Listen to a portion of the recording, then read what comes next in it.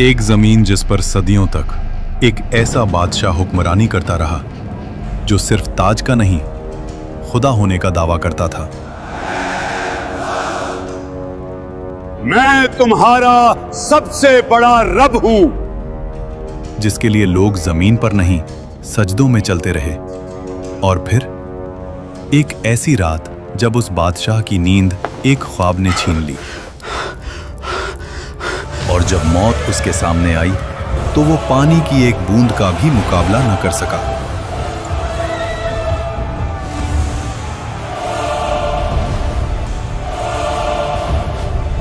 अल्लाह ने उसके जिस्म को जमीन में दफन होने से भी रोक लिया और कयामत तक उसको इबरत का निशान बना दिया। मिस्र, उस दौर का सबसे ताकतवर मुल्क, नील के किनारे बसे शहर जहां फसलें सोना उगलती थीं, बाजार भरे हुए, महल पत्थर के नहीं गुरूर के बने हुए, और इन सब के बीच एक शख्स, फिरौन। उसका हुक्म सिर्फ कानून नहीं था, अकीदा था।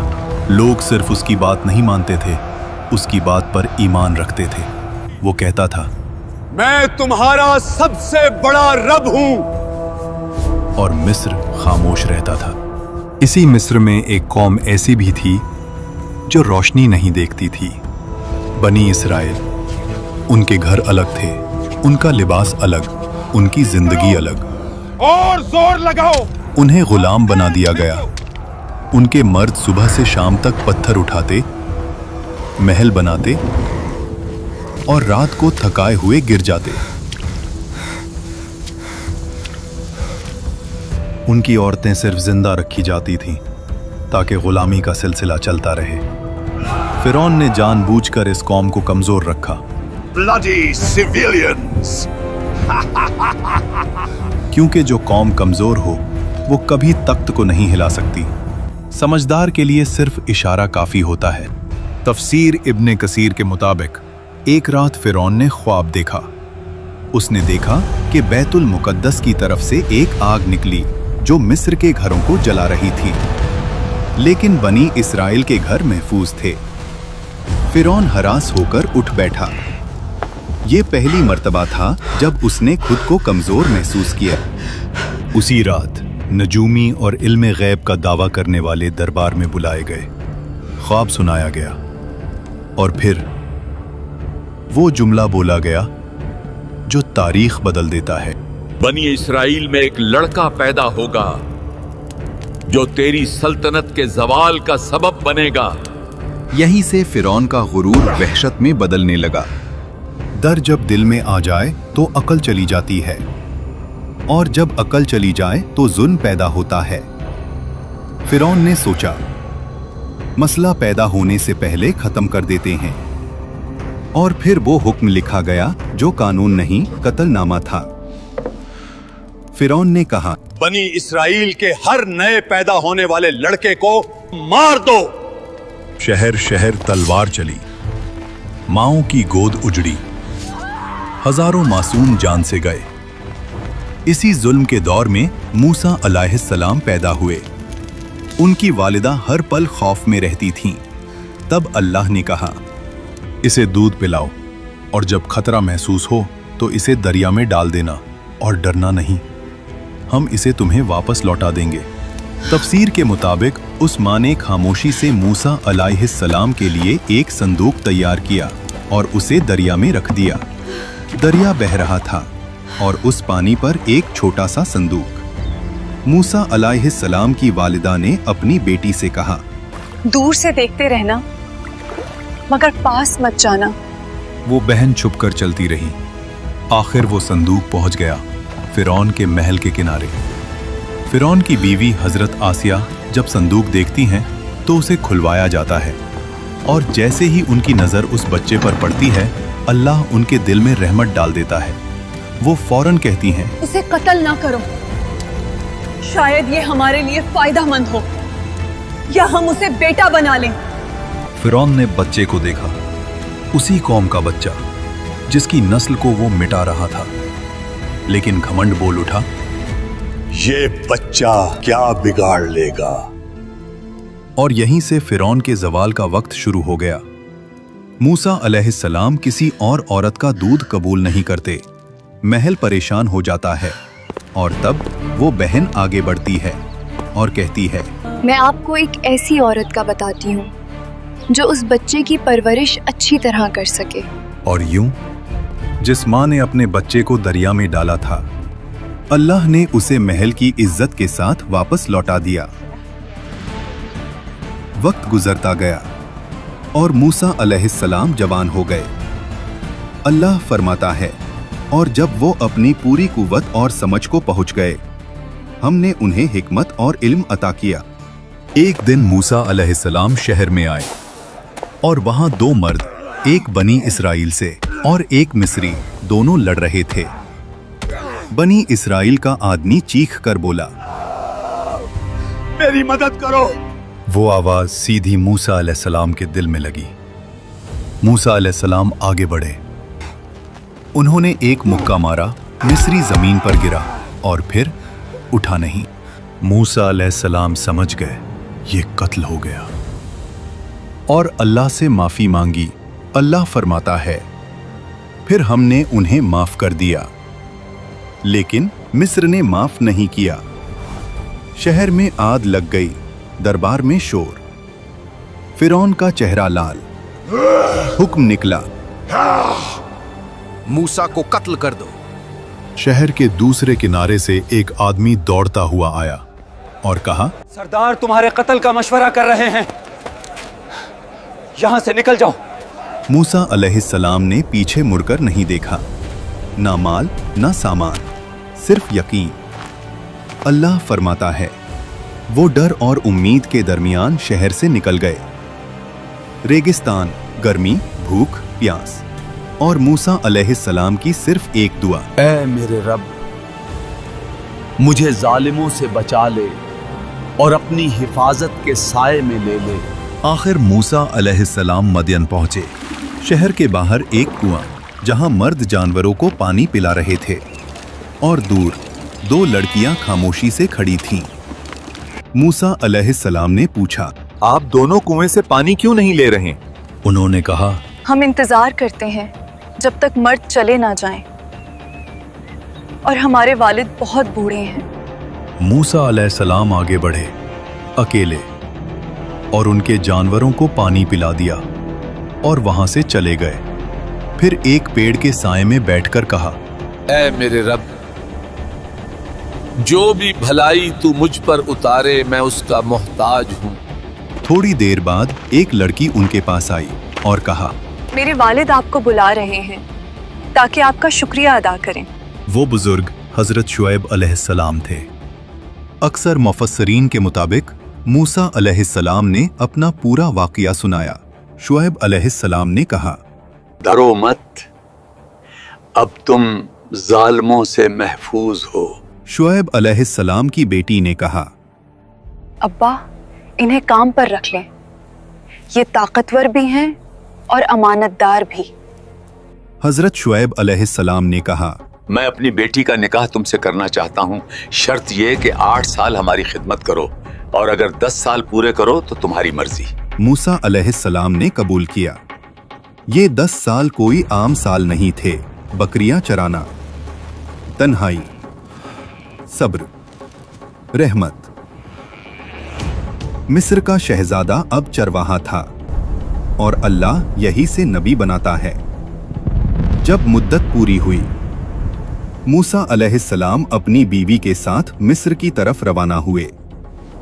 रात का वक्त, सर्दी, सहरा, और फिर मूसा अलैहिस्सलाम ने दूर पहाड़ पर एक रोशनी देखी और अपनी बीवी से कहा, तुम यहीं रुको, मैं आग लाता हूँ या कोई रास्ता पूछ कर आता हूँ। लेकिन वो आग नहीं थी।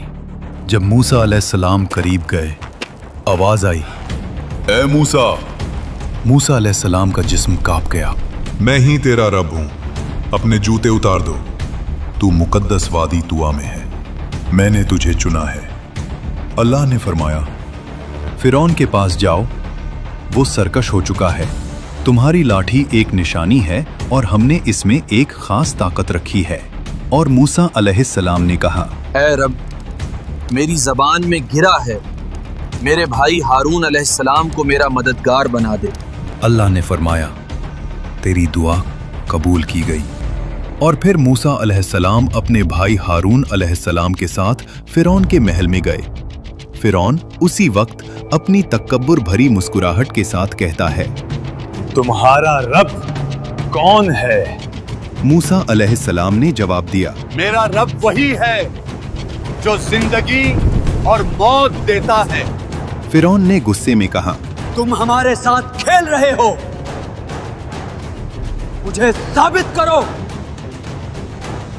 मिस्र के सबसे बड़े जादूगर बुलाए गए। रस्सी फेंकी और लोगों को सांप लगने लगे। लोगों का दिल कांप गया। लेकिन मूसा अलैहिस्सलाम ने सिर्फ लाठी उठाई और उसे जमीन पर रख दिया और वो हकीकी अजदहा बन गई।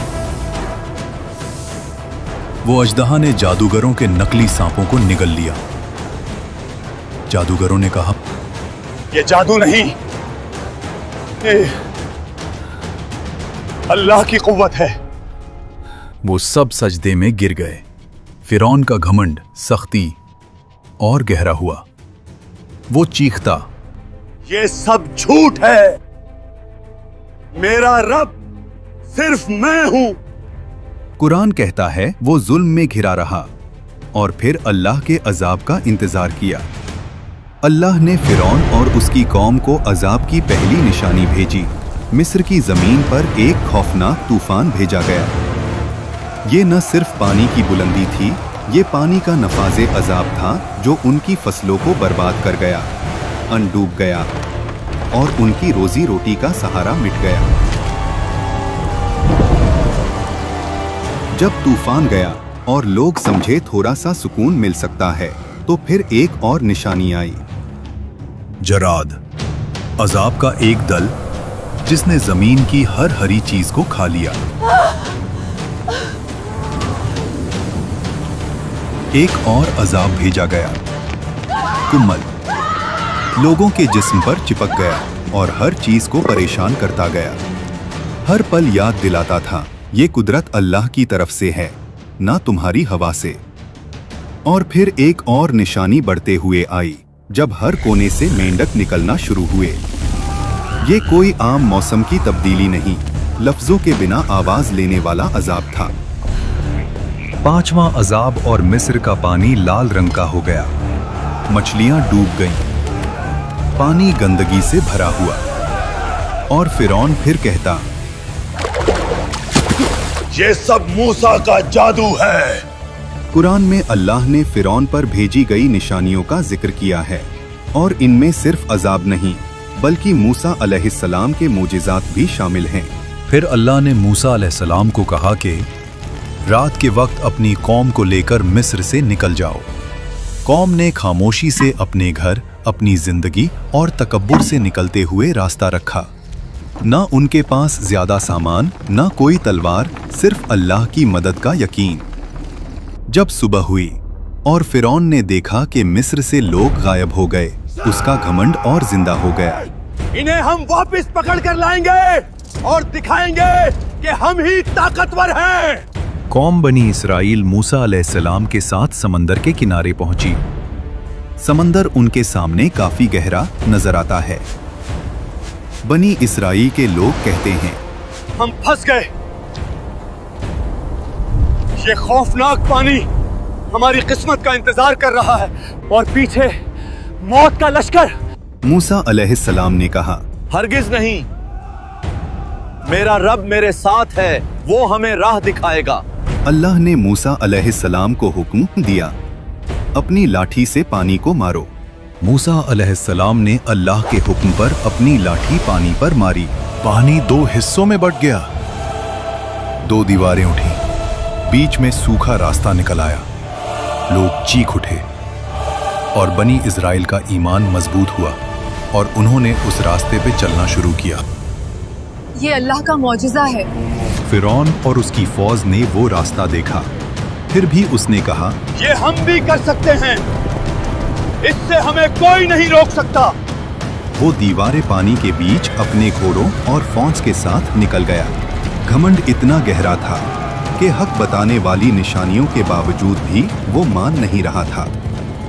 जब बनी इस्राइल का आखिरी शख्स भी समंदर के बीच से निकल गया, अल्लाह ने हुक्म दिया, पानी दोबारा मिलकर समंदर को बंद कर दो। और वैसे ही पानी घर जैसे गिरता चला गया। लहरों ने फिरौन और उसकी फौज को हर तरफ से घेर लिया। हर घोड़ा और हर सिपाही डूब गया। जब उस वक्त उसका आखिरी वक्त आया, फिरौन की नजर खुली और उसने कहा, मैं ईमान लाया उस रब पर जिसे बनी इस्राइल ने माना। लेकिन उस वक्त उसका ईमान कबूल नहीं हुआ। अल्लाह ने फरमाया कि आज हम तेरा जिस्म बचाएंगे ताकि वो सबके लिए इबरत बने। हजरत आसिया जो फिरौन की बीवी थी, कुरान में जिक्र है।